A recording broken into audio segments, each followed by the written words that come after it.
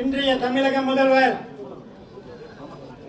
நாளைய தமிழக முதல்வர், என்றைக்கும் தமிழக முதல்வர் அருமை அண்ணன் மாண்புமிகு ஓபிஎஸ் அண்ணன் அவர்களை வாழ்த்தி அவர் எடுக்கின்ற துணிச்சலான முடிவு அதை வரவேற்று, இது நான் தனிப்பட்ட முறையில் எடுத்த முடிவு அல்ல, தமிழகத்திலே இருக்கின்ற 1.5 கோடி அனைத்து இந்திய அண்ணா திமுகவுடைய தொண்டன் இன்றைக்கு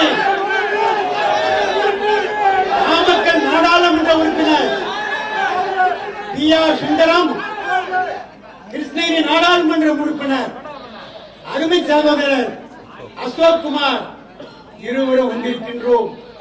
இது ஆரம்பம், இது தொடரும். 2ஆம் கட்டம் வருவார்கள், 3ஆம் கட்டம் வருவார்கள். தம்பிதுரையை தவிர அனைத்து நாங்கள் எதற்காக இந்த முடிவை எடுத்தோம் உங்களுக்கு தெரியும்.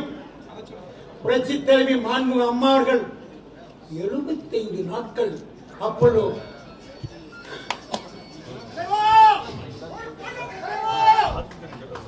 மருத்துவமனையில் இருந்தார்கள். அன்றைக்கு 5ஆம் தேதி இரவு நாங்கள் எல்லாம் அங்கே இருக்கின்ற மூத்த நிர்வாகிகள் அனைவருமே அங்கே இரவு பகலாக நின்று கொண்டிருக்கின்றோம். 12:30 மணிக்கு மாண்பு அம்மாவில் உயிர் பிரிந்தது என்று கூறினார்கள். 12 மணிக்கு சட்டமன்ற உறுப்பினர் கூட்டம் நடக்கிறது. அன்று விடிய விடிய நாங்கள் அங்கே இருந்தோம். கிட்டத்தட்ட 75 நாட்களில் 30 - 40 நாட்கள் நாங்கள் அங்கே இருந்தோம். அங்கே நடந்ததையெல்லாம் நாங்கள் பார்த்துக் கொண்டுதான் இருந்தோம். அன்று இரவு 10 மணிக்கு இன்றைக்கு சொல்கிறார்களே, அந்த பொதுச் செயலாளர் சொல்லுகிறார்களே, நாங்கள் சொல்லவில்லை, சொல்லுகிறார்களே, அவர்கள் வருகின்றார்கள்.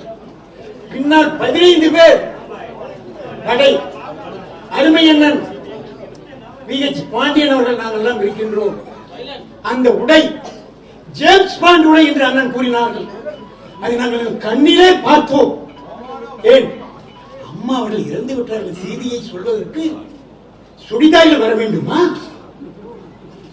நான் கேட்கின்றேன், இந்த கோடிக்கணக்கான பேர் இன்றைக்கு தொலைக்காட்சியை பார்த்துக் கொண்டிருக்கிறீர்கள்.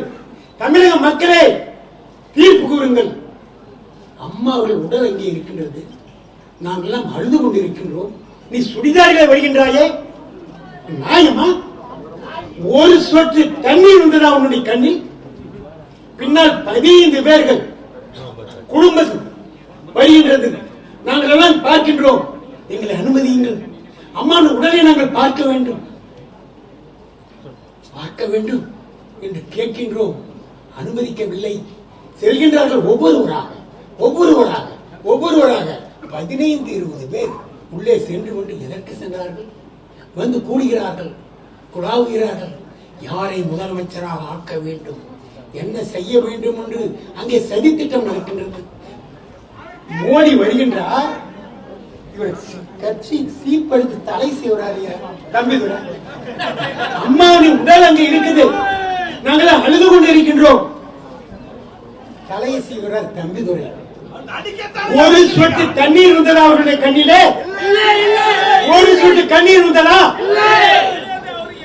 யார் துரோகி? அறிவியல் ஓபிஎஸ் துரோகியா? நான் கேட்கின்றேன், யார் துரோகி? பச்சை துரோகினி. பெங்களூரிலே புரட்சி சதி திட்டம் தீட்டப்பட்டது. புரட்சி தலைவி அம்மா அவர்கள் சிறை செல்வார்கள், அந்த ஆட்சியை கைப்பற்றி விடலாம் என்று கனவு கொண்டது நீங்கள் தானே? அதனால் தானே அம்மா அவர்களை கட்சி விட்டு நீக்கினார்கள். உனக்கு என்ன யோகிதை இருக்கிறது அண்ணனை பாட்டி கொலை சொல்வதற்கு? அனைத்து இந்திய அண்ணா திமுக எம்ஜிஆர் கட்சி, அம்மாவுடைய வளர்த்த கட்சி, நம்மளை எல்லாம் ஆளாக்கி கட்சி இருக்க வேண்டும் என்ற ஒரே எண்ணத்தில் செயல்பட்டுக் கொண்டிருக்கிறாரே அருமை அண்ணன். இவர் பச்சை துரோகியா? நீ பச்சை துரோகியா? அண்ணன் பச்சை துரோகியா? இதை சொல்வதற்கு உங்களுக்கு என்ன யோகிதை இருக்கிறது?